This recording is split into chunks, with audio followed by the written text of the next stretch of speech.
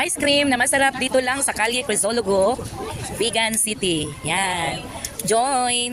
Join us para maka-experience. Hello.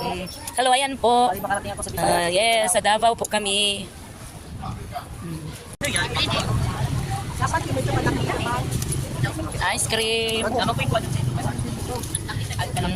Manilaw mo, manilaw. Pantilaw jud mo.